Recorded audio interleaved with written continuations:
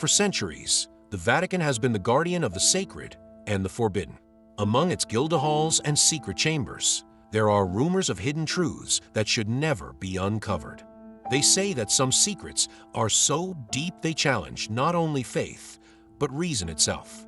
You might call it paranoia. I call it vision. This is Light, also known as L, and together we will break the code they've kept from you. But tell me, how far would you go to discover a truth that could cost you your soul?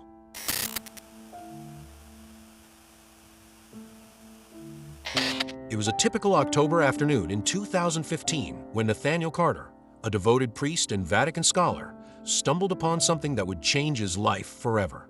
The soft sunlight reflected on the ancient corridors of the Apostolic Library, where he spent his days immersed in rare manuscripts. However, that day, on his research desk lay something unusual: a black envelope, sealed with wax and an enigmatic symbol, an eye surrounded by a serpent biting its own tail. A black envelope, an eye, and a serpent. It seems the mystery is already screaming to be unraveled, doesn't it?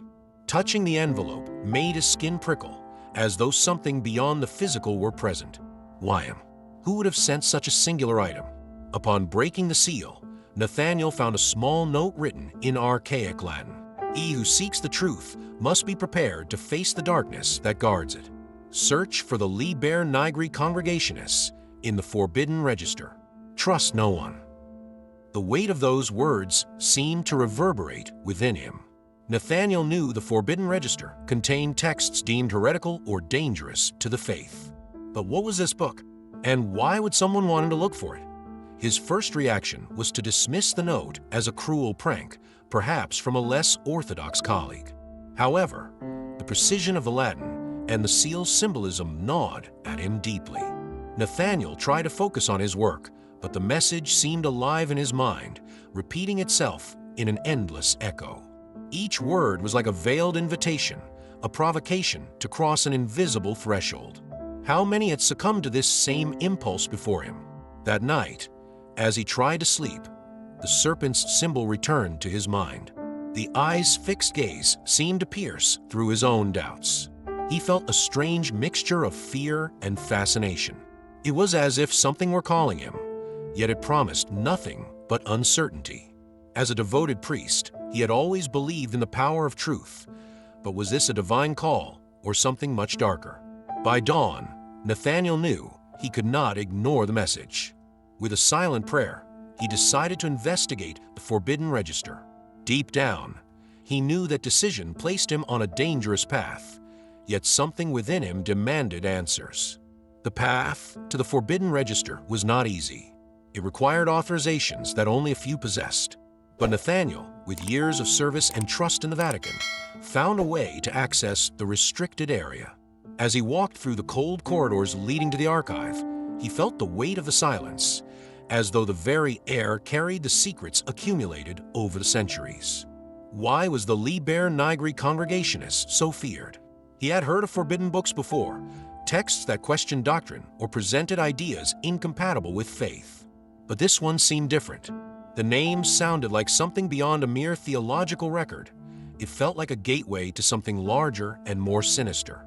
When he finally reached the room, Nathaniel was greeted by towering shelves filled with ancient, chained volumes, each labeled with warnings not to be touched without express permission.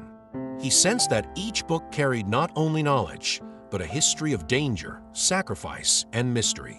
The black envelope, the cryptic message, and now the Forbidden Register. Could all this be a series of orchestrated coincidences? Who could have gained access to leave the note on his desk? And more importantly, who knew he wouldn't resist the call? After hours of careful searching, Nathaniel found the reference to the Liber Nigri Congregationis. It was listed as missing since 1962, with a chilling final note: possible involvement in forbidden practices. Last accessed by Cardinal Augustine Lemoyne. He already knew Lemoyne's name, a cardinal who had mysteriously disappeared during the Second Vatican Council. But why was he associated with this book? Could Lemoyne have been just another victim of a much larger secret? A chill ran down Nathaniel's spine. What should have been an academic investigation was rapidly turning into something that defied logic and his faith. And deep down, He knew this was only the first layer of a mystery that would consume his life. He closed the register, but as he did, he heard a subtle sound, almost imperceptible, like a whisper coming from the hallway. He looked around, but there was no one there. Was his mind playing tricks on him, or was something watching him while he uncovered secrets he should not? That night, in his cell, Nathaniel could not sleep. The serpent symbol would not leave his mind, and the Latin note seemed to come alive. He wondered how far he could go before losing everything.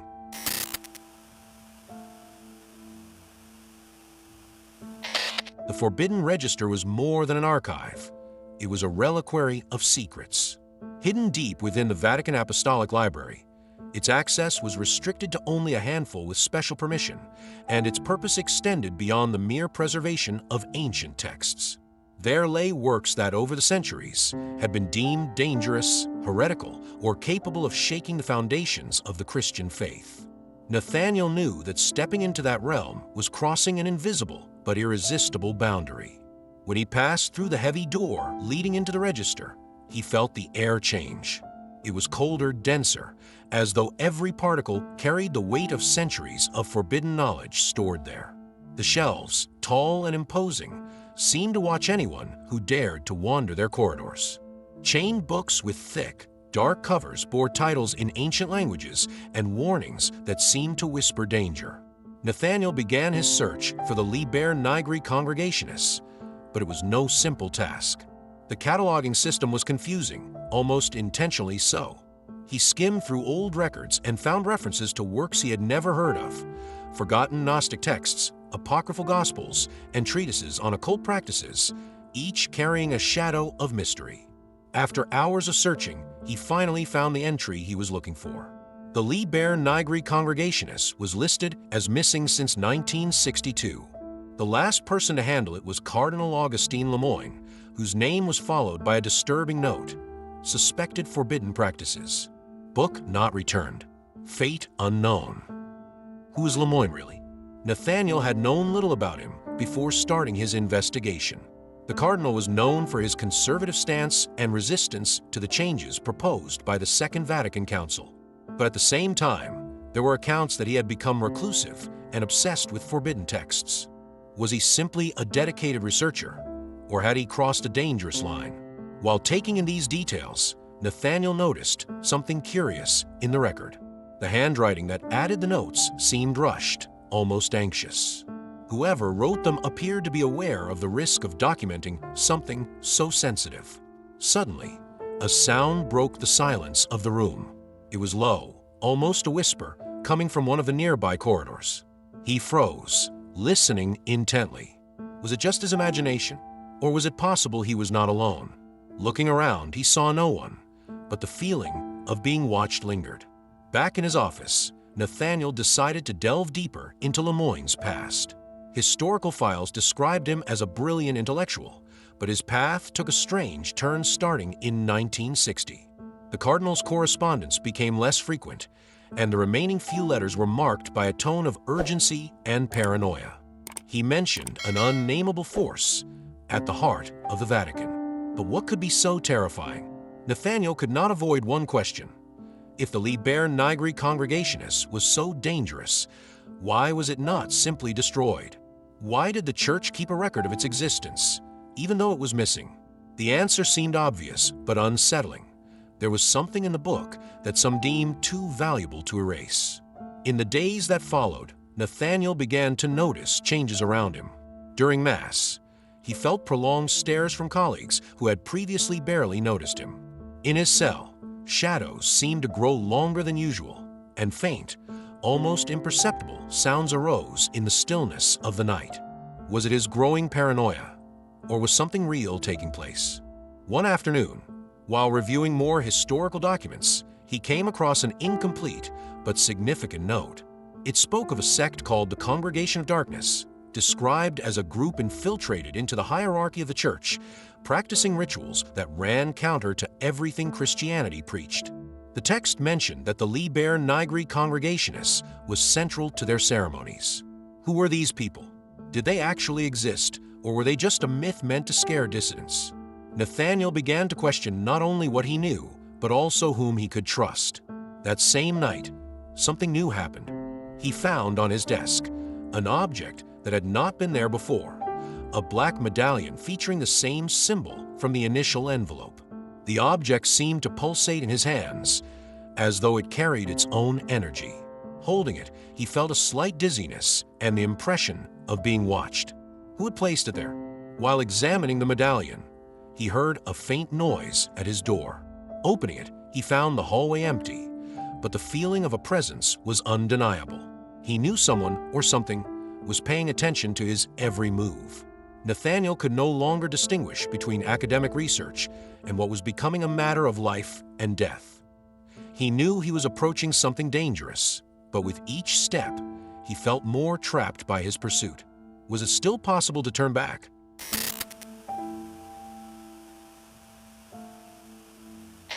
Nathaniel began to realize that his investigations were not only uncovering ancient mysteries, they were attracting something closer to him. In the days following his discovery of the medallion, strange and unexplainable events began to surround him. During masses, he felt the stares of colleagues weigh on him in an unusual way. At night, barely audible sounds echoed in his cell, and shadows that had once been harmless now seemed to carry intent. As he delved deeper into the historical archives, he found scattered references to a group known as the Congregation of Darkness. These records were rare and fragmented, but they pointed to a secret organization operating within the church itself. According to the documents, the congregation had existed for centuries, devoted to practices that completely subverted Christian teachings. But what could be more threatening than an enemy hidden at the heart of what should be sacred? The group's name appeared associated with unexplained disappearances of clergy, as well as rumors of secret gatherings in the depths of the Vatican. Secret gatherings in the Vatican? It looks like the behind the scenes of faith is more dramatic than any historical soap opera. One particular name caught his attention: the Black Pope, supposedly the leader of this sect. This figure was described as a master of ceremonies for occult rituals, someone who embodied all that the Christian faith repudiated. Was it just a legend, or did this figure truly exist at some point in history? Nathaniel knew he was dealing with something more dangerous than mere superstition. The medallion symbolism, which he had found, alluded to the serpent biting its own tail, a symbol of eternity and cycles. But was it merely an emblem, or something deeper, more connected to the essence of the congregation? A new episode left him even more intrigued and alarmed. While walking down one of the Vatican corridors, he saw, in the distance, a hooded figure. It stood still, as though waiting for him. Nathaniel's heart raced. He froze, unsure whether to approach or retreat. But in the blink of an eye, the figure vanished. There were no doors or exits nearby, making the apparition impossible to explain. From that moment on, Nathaniel could no longer deny he was being followed. But was it by someone human or something far beyond that? Documents mentioning the Congregation of Darkness suggested that the Liber Nigri Congregationis was central to the group's rituals. Described as a compendium of ancient forbidden knowledge, the book seemed to contain secrets that could corrupt the soul as easily as reveal unspeakable truths. A book capable of corrupting the soul or revealing truth. Looks like opening it or not is a lose-win dilemma. With each new discovery, Nathaniel felt the weight of an inevitable question. What if he were opening a door that should remain closed? His days became a battleground between the quest for truth and the growing fear that forces were watching him. One day, while sifting through more ancient records, he was approached by a young seminarian named Pietro. The visibly nervous young man handed him a folded note and left without saying more than a whisper. "They know what you're doing. Be careful." The note was brief, but direct. "Trust no one." The words echoed in Nathaniel's mind like a desperate warning. Was Pietro speaking on his own behalf, or was he just a messenger for something bigger? Later, returning to his office, Nathaniel found another item that had not been there before. Another black medallion, identical to the previous one, but now accompanied by a note written in shaky letters. "Stop now. You are not safe." He knew the note was not merely advice. It was a threat. But which was more dangerous? continuing to investigate or giving up and living with doubt. That night, as he tried to organize his thoughts, he heard light footsteps in the hallway. Peering through the slightly ajar door, he saw the hooded figure once more. This time, it stopped and slowly turned its head in Nathaniel's direction, as if aware it was being observed. The sense of imminent danger became unbearable. Yet, along with the fear, his determination grew. He was beginning to understand that the secrets he was uncovering were not confined to the past. They were alive, hidden in the shadows of the very institution he had so faithfully served. But why would anyone go to such lengths to keep him from knowing the truth? Nathaniel wondered whether the Congregation of Darkness was truly isolated, or if its roots were entwined with the Church's very structure. Could the Vatican, the ultimate symbol of Christian faith, harbor forces conspiring against everything it represents? Or was this proof that evil is subtler, infiltrating the most unlikely of places? Nathaniel had no answers, but he knew he was getting closer to the core of this mystery. He also knew that the closer he got, the more dangerous his journey would become.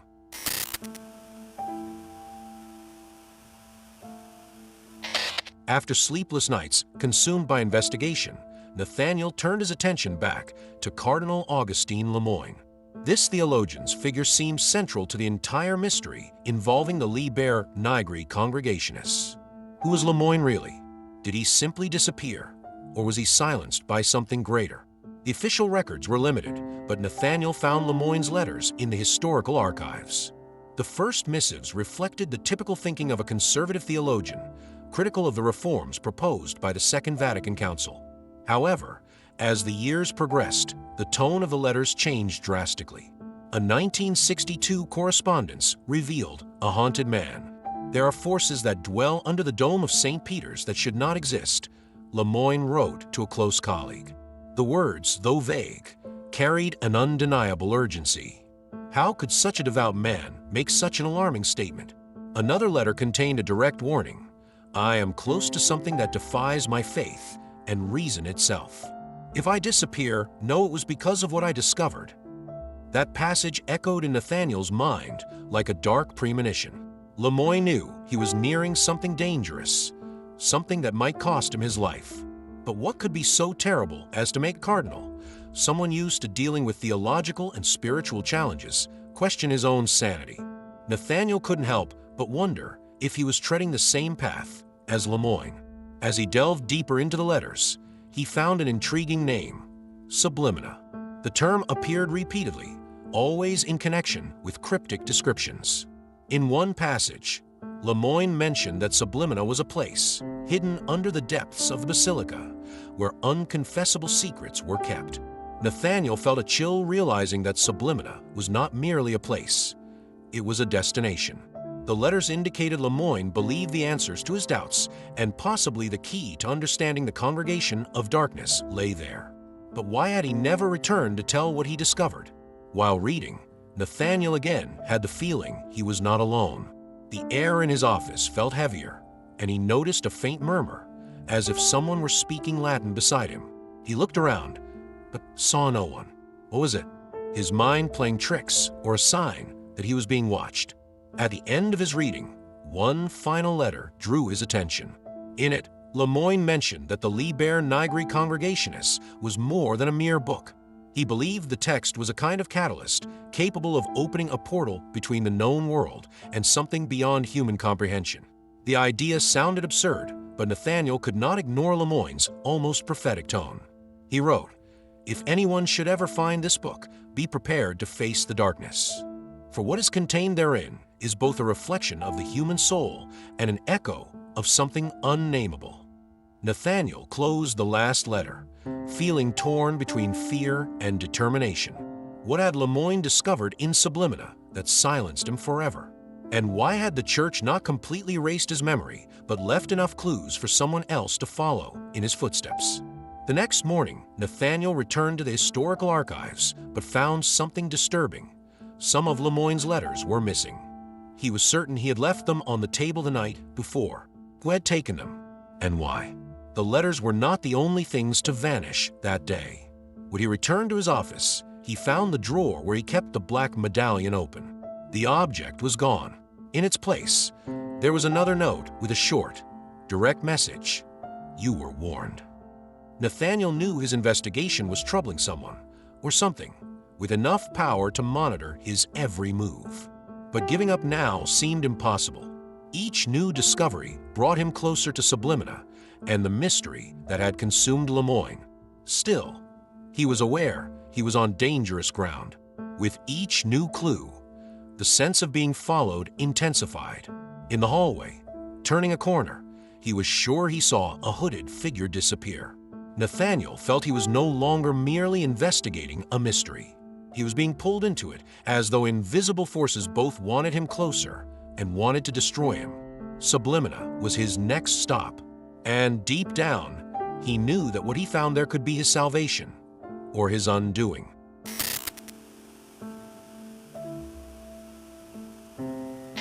The decision to descend into Sublimina was not made hastily. Nathaniel knew he was approaching the core of a mystery that had already claimed other lives, yet something within him insisted he could not stop now. He prepared himself the night before, reviewing old Vatican maps and praying silently for courage. Sublimina was marked on one of the deepest levels of St. Peter's Basilica, an area rarely accessed, even by the oldest clergy. Shortly before midnight, he began his journey through the Vatican's silent corridors. The echo of his footsteps seemed to amplify the loneliness of those passages, and every shadow felt laden with hidden intentions. Was it paranoia, or was something truly following him?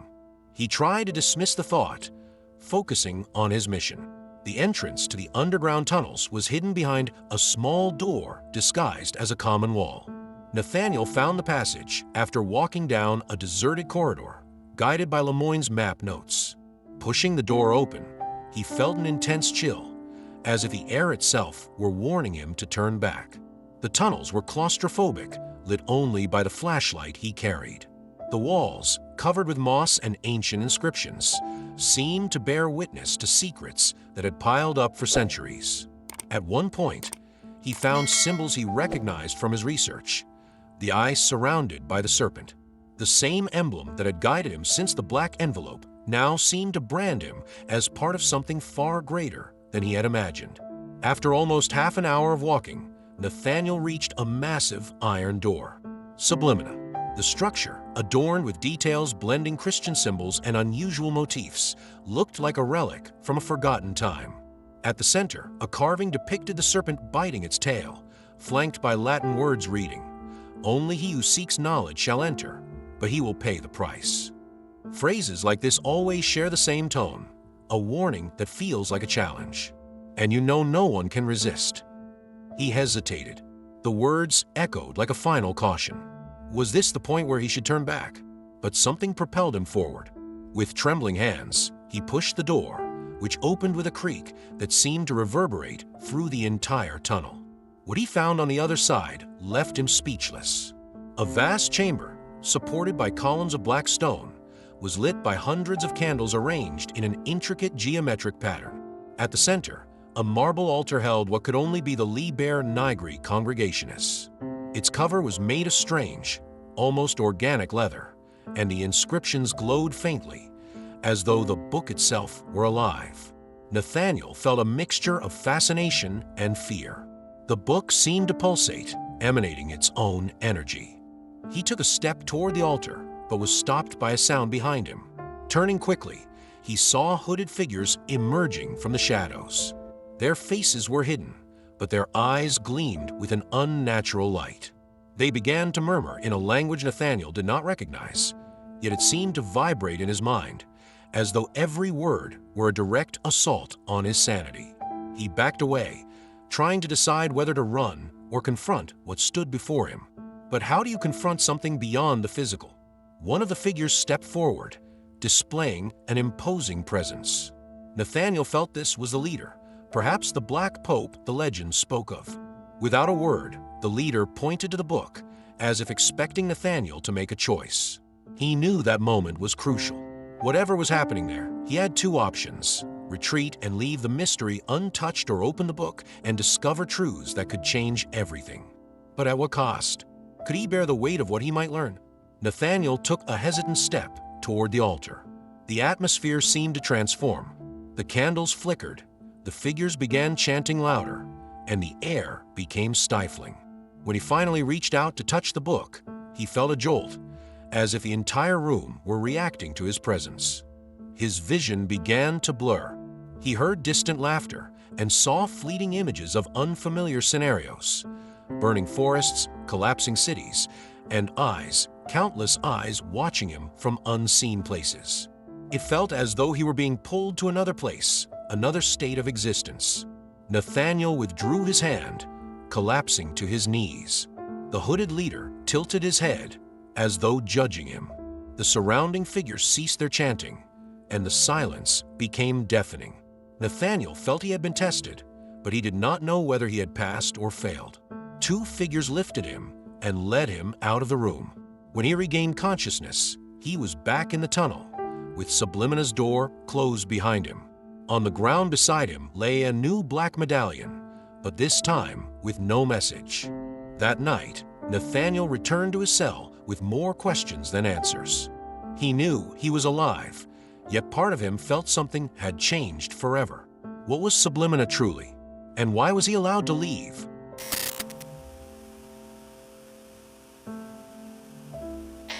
Nathaniel knew the Congregation of Darkness was not a recent invention. The scant information he had found suggested the group had existed for centuries, infiltrated into the church like a shadow growing gradually. But to understand how something so dangerous could coexist within the heart of Christian faith, he would need to immerse himself in a past few dared to explore. The earliest records indicating the existence of a group like the Congregation dated back to the Middle Ages. During the height of the Inquisition, when the church was focused on rooting out heresies, there were scattered accounts of groups seeking forbidden knowledge. These individuals were accused of practicing black magic or attempting to access secrets beyond human understanding. But what if, instead of mere victims of persecution, they truly possessed something perilous? One of the most disturbing documents Nathaniel found was a report from 1239 describing a trial in a remote French monastery. It spoke of a group of clerics allegedly conducting secret rituals involving a black book. The trial was never concluded because the accused mysteriously disappeared from the cell where they were being held. The report ended with an unsettling sentence: they returned to the shadows whence they never should have emerged. Over the centuries, other hints of the Congregation's activity appeared. During the Renaissance, a period marked by the rediscovery of ancient texts and knowledge, the number of disappearances of church-affiliated scholars rose. Nathaniel found mentions of a man named Paolo Allegri, an Italian monk known for translating Greek manuscripts. Allegri vanished in 1518, and a black medallion bearing the same symbol that haunted Nathaniel was found in his quarters. But how did this group manage to survive for so long? The answer seemed to lie in its ability to adapt and remain silent. The Congregation never acted visibly. It moved in the shadows, slowly infiltrating strategic positions. It's always the same. The greatest enemies never arrive with fanfare. They hide, watch, and by the time you notice, it's already too late. Nathaniel realized the Congregation's power did not lie solely in its secrets, but in how it used fear to safeguard its practices. A crucial point in the Congregation's history seemed to be the Council of Trent in the 16th century. Intended to reinforce the Catholic Church's authority during the Protestant Reformation, it also saw fierce internal disputes. Nathaniel found notes from an anonymous cardinal suggesting the council's decisions were manipulated in certain areas by forces that did not represent divine interests. More recently, during the Second Vatican Council, there were rumors that certain groups attempted to introduce ideas beyond mere liturgical reforms. An anonymous theologian mentioned the existence of a faction that does not answer to the light, but to the darkness. Could it be that the Congregation was behind these manipulations? Nathaniel could not ignore the pattern. Whenever the church faced crises or key moments of change, the Congregation seemed present, working behind the scenes. This explained how the organization had survived through the centuries, despite the vigilance and supposed purity of the Vatican. Most alarming was the presence of the Liber Nigri Congregationists during each of these historical periods. The book, always central to the congregation, seemed more than just a text. It was treated as a relic, a symbol, and a tool. But what did it contain that made it so valuable?